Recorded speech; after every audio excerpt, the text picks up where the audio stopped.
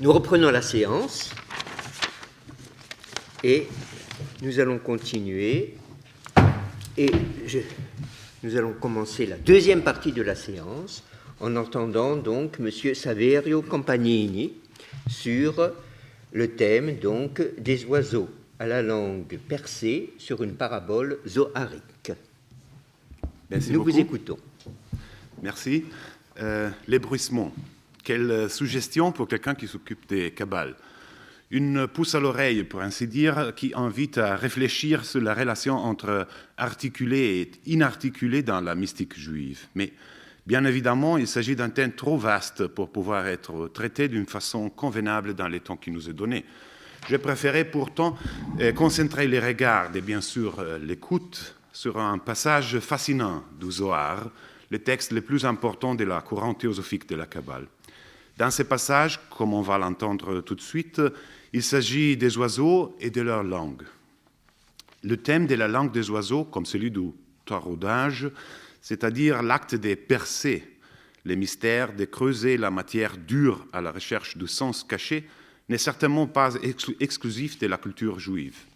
Bien au contraire, il s'agit d'un motif qui traverse toute la culture montique ancienne et trouve son expression la plus répandue et articulée dans l'univers de la pensée et de la pratique médiévale dans l'ensemble de l'ère méditerranéenne. On peut renvoyer, pour ne citer qu'un exemple très bien connu, à la conférence des oiseaux, ou le langage des oiseaux, Mantik al-Tahir, du poète et mystique soufi persan du IIe siècle, Farid ad-Din Attar. Plus spécifique néanmoins semble la référence, on va le comprendre dans un instant, du récit fantastique attribué à un Yamboul par Diodore de Sicile, qui parle d'une île utopique à 4 mois de navigation de l'Éthiopie, dont les habitants ont la langue fendue. Ils amplifient ces phénomènes naturels grâce à une opération qui leur rend la langue double jusqu'à la racine. Ils deviennent ainsi capables d'imiter tous les sons des langues du monde et, par-dessus le marché, aussi de reproduire les polyphonies des oiseaux. Ils étaient capables d'entretenir 2 conversations en même temps sans jamais se confondre. Ce qui m'intéresse aujourd'hui, c'est le thème de la langue double, des 2 langues, de la langue presque inarticulée ou bien presque articulée, est aussi la question de la capacité de la langue persée de dire vrai, même contre les intentions du locuteur, sous le modèle du Balaam biblique, qui, convoqué pour maudire, se voit contrainte par l'entremise d'un autre animal parlant, la célèbre ânesse, à réciter une bénédiction après l'autre. Or, pour venir au texte qui nous intéresse, il faudra partir de celui qui a invité Balaam, le roi de Moab, Balak.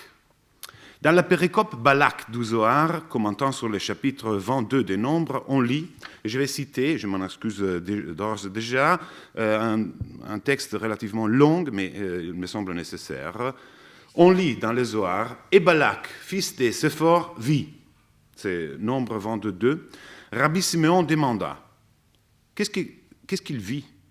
Il s'agit d'une vraie vision. Il vit à travers de la fenêtre de la sagesse, mais il vit aussi de ses propres yeux. Il y a une fenêtre de la sagesse, ainsi qu'il est écrit, et Abimelech, roi des Philistins, regarda par la fenêtre. Qu'est-ce que cela signifie par la fenêtre? Ainsi qu'il est écrit, la mère de Sisera regarda par la fenêtre, dans le livre de Juges.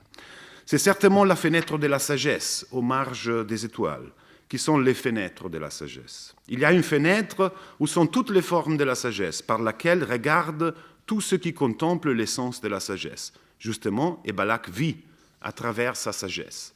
L'explication des mots fils de Séphor a été déjà donnée dans Zohar 3, 196. Mais il était vraiment fils d'un oiseau, en hébreu tzipor, à l'aide duquel il pratiqua toutes ses magies. Il prit un oiseau, frappait tout autour de lui avec des herbes, il fit voler l'oiseau dans l'air. Il performait des actes, chuchotait des incantations, et l'oiseau retournait vers lui avec des herbes dans le bec, pépillant vers lui. Il les mettait dans une cage et brûlait de l'encens devant lui, et l'oiseau lui faisait savoir des choses. Balak faisait ses magies, l'oiseau pépillait, et s'envolait vers celui qui a toujours les yeux ouverts, c'est Dieu, qui l'instruit, et il retournait. Tout ce qu'il faisait, c'est passer par l'entremise de l'oiseau. Un jour, Balak performait ses actes, et l'oiseau s'envola, mais il ne retourna pas, ce qui l'attrista grandement. D'un coup, il vit une flamme qui poursuivait l'oiseau et lui brûlait les ailes. Alors, il vit ce qu'il vit, et il commença à craindre Israël. L'objet de la vision de Balak, c'est la puissance d'Israël. Quel est le nom de ces oiseaux, continue le Zohar? Yadoua, ça veut dire connu, su en hébreu. Tous ceux qui savaient, comment utiliser ces oiseaux n'étaient pas à la hauteur, lo yed'in, du savoir magique de Balak. Toute sa sagesse, en araméen, dans le texte araméen, yeda, venait de ces oiseaux. Voilà ce qu'il faisait. Il se prosternait devant l'oiseau, il brûlait de l'encens et se couvrit la tête. La tenant en bas, il gémissait. Il disait « le peuple » et l'oiseau répondait « Israël ». Il suggérait « beaucoup » en hébreu « meod » et l'oiseau « puissant » ou bien « nombreux » « Rav ». En raison du maître, Rav, c'est Moïse, qui marchait parmi eux. Ils pépillaient l'un l'autre 70 fois. Il disait « pauvre » et l'oiseau répondait « puissant ». Il commençait à craindre, comme il est écrit, et Moab fut très effrayé en face d'un peuple aussi nombreux. Certainement, il était nombreux. Dans la sorte de magie ou dans les livres de magie de Casdiel l'Ancien, nous avons trouvé que ces oiseaux étaient fabriqués à des moments précis, d'argent mêlé avec de l'or, la tête d'or et les becs d'argent, les ailes de bronze mêlées avec argent, le corps d'or avec des pointes d'argent, les pieds d'or. On met dans sa bouche la langue du oiseau Yadoua. Ils mettent les oiseaux sur une fenêtre exposée au soleil pendant la nuit en faveur de la lune. Ils brûlent de l'encens et accomplissent des actes magiques. Ils conjurent le soleil et la lune pendant 7 jours. À partir du 7e jour, la langue commençait à remuer dans la bouche de l'oiseau. On perçait enfin la langue de l'oiseau avec une aiguille d'or et l'oiseau énonçait lui-même de grandes choses. C'est grâce à ces oiseaux que Balak savait, Yeda, tout ce qu'il désirait savoir. C'est pour cette raison qu'il est appelé fils de Sephor, fils du oiseau, et qu'il vit ce que les autres n'arrivaient pas à savoir, ni à voir. Fin de la citation talmudique. Je vous demande pardon encore une fois pour la longueur de ce passage, mais il me semblait inévitable de citer entièrement la péricope pour donner une idée du contexte dans lequel se développe cette exégèse zoharique. Maintenant, on a accumulé un grand nombre de questions et de points qui desservent d'être éclaircis. On peut commencer par le très curieux nom de ces oiseaux magiques dont on parle dans le texte. Yadoua, c'est-à-dire connu, su, rappelle l'idée d'un euphémisme, de quelque chose qu'on ne nomme pas par peur de révéler ce qui est défendu. En réalité, les noms semblent plutôt dérivés par extrapolation d'un terme rare qui apparaît dans la Bible, dans le livre du Lévitique 19:31, un commandement négatif interdisant de consulter les nécromanciens et les devins. Ne vous tournez pas vers les spectres et ne recherchez pas les devins, ils vous souilleraient. Les nécromanciens est appelé Baal-Ob et les Idoni, c'est les devins. La littérature rabbinique, en particulier le Talmud, dans le traité Sanhédrin 65b, a posé la question du signifié de ces noms, le nom Idoni, et a proposé des pistes pour voir dans les Idoni un adepte d'une sorte de magie ou divination pratiquée à l'aide d'un os. C'est très curieux, mais pas sans intérêt pour notre questionnement, le contexte dans lequel se développe l'explication du terme idonie. Il s'agit d'une discussion sur les faux témoignages involontaires et sur sa juste sanction. Normalement, une offrande d'expiation est prévue pour toute faute involontaire. Néanmoins, selon Rabbi Zera, le cas du faux témoignage est différent, parce qu'il n'implique aucune action. C'est-à-dire, on offre une offrande d'expiation seulement pour les actions. Mais le faux témoignage ne semble pas être une action. D'autre part, on objecte, il y a toujours une intention, mais, observe Rabbah, le cas est différent, parce que la faute passe à travers les sons, la voix, en hébreu, kol, c'est-à-dire les mots du témoin.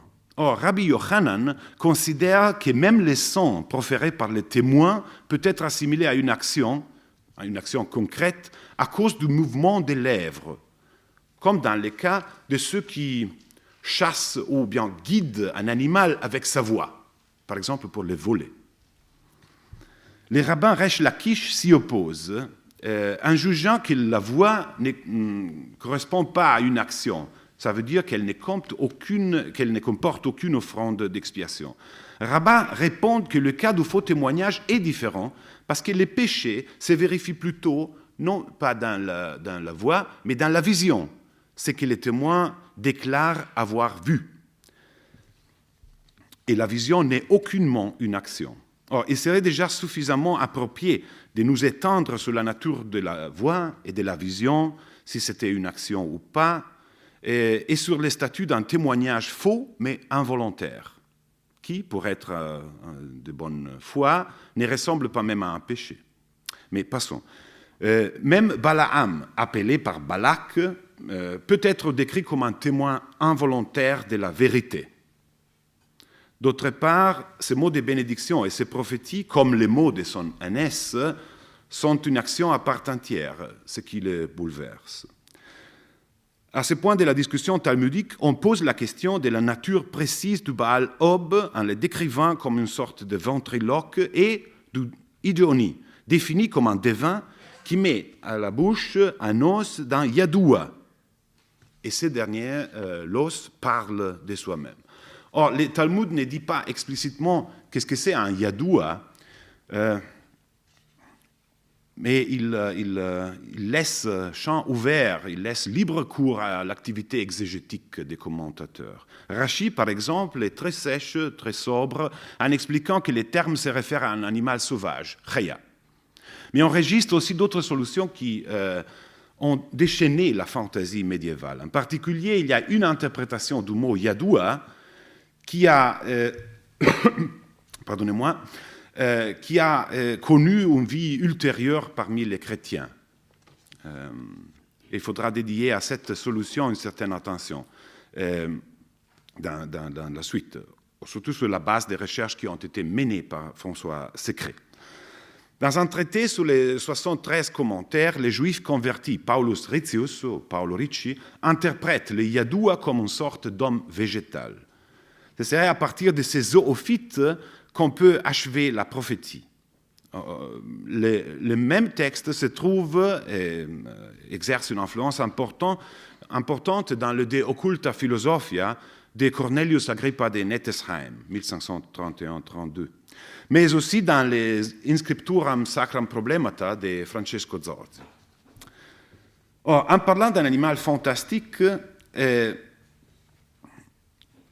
on n'est pas surpris de trouver d'autres contributions à l'inexactitude. Par exemple, Ricci avait parlé d'un rabbin qui soutenait la thèse que le yadoua était l'homme végétal en le citant comme Moïse Cousensis, comme source de la légende. Et Claude Duret, dans son histoire admirable des plantes, en fait un Éthiopien, interprétant le mot Cousensis comme venant de l'hébreu Kous, ça veut dire Éthiopie. En effet, il s'agit plutôt du célèbre rabbin Moïse de Coucy, en Picardie. Ça n'a rien à voir avec l'Éthiopie. En outre, la source de Moïse de Coucy, Rabbi Shimshon, ou Simson, est devenue chez Duret, mais aussi chez Blaise de Vigenère, Siméon, et pas Simson. Ce qui nous révèle qu'ils avaient tous utilisé l'édition de Pistorius, du traité de Riccius, qui est apparu en 1587, où la coquille apparaît pour la première fois. Une autre faute concerne la forme du zoophyte. Chez Duret, l'homme plante est devenu plutôt un agneau. Et ça correspond très bien à l'histoire des zoophytes et des hommes plantes, parce que là, il y a le fameux agneau des Tartaries, dont on va parler dans un instant. Déjà, Angelo de Gubernatis, comme Secret le rappelait, évoquait en parlant du Baragnez, c'est l'agneau plante de la Russie, la facilité dans certaines langues de confondre augelletto, petit oiseau, avec agnelletto, brebis, ou encore les mots latins ovicula et avicula, ou bien les correspondants sanscrits avi, ça c'est brebis, et vi, oiseau. En traitant d'étymologie, on a souvent l'impression d'entendre l'oiseau, ou est-ce que c'était un zoophyte, l'oiseau Yadua, connu et mystérieux en même temps. Le mélange entre homme et agneau est accompli, ou si on préfère laisser sans décision, dans les commentaires aux images des Philostrates écrits par Blaise de Vigenère et publiés au début du XVIIe siècle. Je cite un peu le texte de Blaise de Vigenère. Les Hébreux ont, ont deux espèces de kabbales ou philosophies traditives de main à main. L'une qui est des choses intellectuelles qu'ils appellent des Merkava, comme ce qui traite Ézéchiel au premier chapitre, l'autre de Bereshit, de la création ou des choses naturelles, à propos de quoi les anciens ont estimé qu'il y avait des minéraux, végétaux, animaux qui pouvaient de beaucoup servir aux prédictions. Dont Rabbi Moïse Cousin, c'est Moïse de Coucy, en ses commentaires sur les Lévitiques, selon que l'allègue Rabbi Siméon dans les Talmuds hiérosonymiens, raconte de certains zoophytes ou plantes animales, en un mot, plante animale, appelée Yedua, qui a face d'homme et l'écorçage d'agneau. Attaché à la terre, d'où il suce partie de sa nourriture par une forme de cordelette partant du nombril, et autant que se peut estendre cette cordelette semblable au rinceau des sourges aux coloquintes, des courges aux coloquintes, il broute, pète et dévore tout ce qui est autour de lui d'une si grande agilité continuelle qu'il se dérobe presque de l'aveu. Et qu'il n'y a autre moyen de l'atteindre, si ce n'est qu'à coup perdu de force très ferrées en forme de ciseaux, bien tranchants des cochers d'une arbalestre, on arrive à couper cette cordelette ou boyau. Lors, en prenant l'un de ces os dans la bouche avec certaines cérémonies, soudain l'on entre en fureur et prédit-on les choses futures.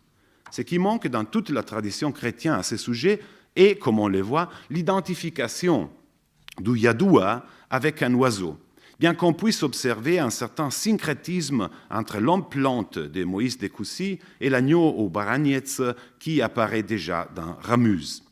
Du reste, l'agneau scythe ou bien de Tartarie a connu une fortune extraordinaire, que je ne peux même pas commencer à raconter ici, mais qui présente des motifs de très grand intérêt d'Athanasius Kircher et Jules César Scaliger jusqu'à Denis Diderot, qui, dans l'encyclopédie, en fait un cas exemplaire des méthodes à propos de ce que mérite notre foi parmi les histoires d'animaux fantastiques qui nous ont été transmises par l'Antiquité.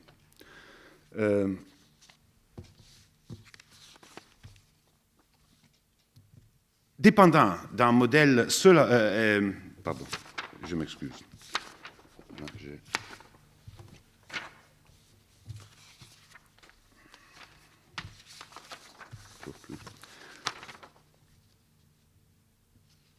Il y a, sous un modèle semblable à celui de Diderot, on a un article paru en 1901 sur la revue Les Naturalistes d'Emmanuel Deriols, les plantes, nombreuses superstitions auxquelles elles ont donné lieu, qui s'inquiètent pour ce témoignage jusqu'ils trouvent la paix en pouvant indiquer que la plante fabuleuse existe en réalité, avec les sceaux inconfutables du nom linéen Polypodium baramets. Comme ça, la plante existe et la légende trouve la réalité. Mais pourrait-on peu malicieusement demander qu'en est-il de la prophétie?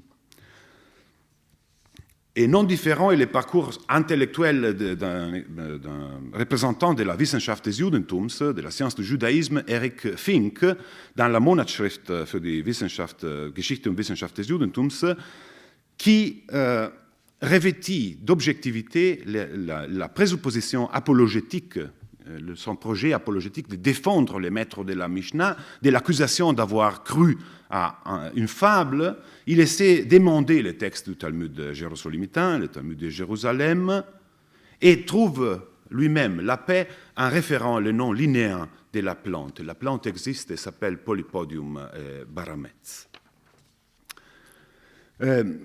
Je suggère alors de reprendre les parcours indiqués par Ritschus et d'aller voir ce qui se trouve dans les Sefer Mitzvot Gadol, dans les livres de Moïse de Koussi. En effet, c'est là qu'on identifiait les Yadoua avec l'homme plante, qui a dans les nombrils ce seul point de vulnérabilité. Chez Moïse de Koussi, on trouve aussi la référence qui était encore présente dans les textes latins de Ritschus sur les premiers qui a proposé l'identification du Yadoua avec l'homme végétal, c'est-à-dire Simson des Sens, dit de Jérusalem parce qu'il y est allé vers la fin de sa vie, et qui est modifié, comme je le disais, ensuite en Simon.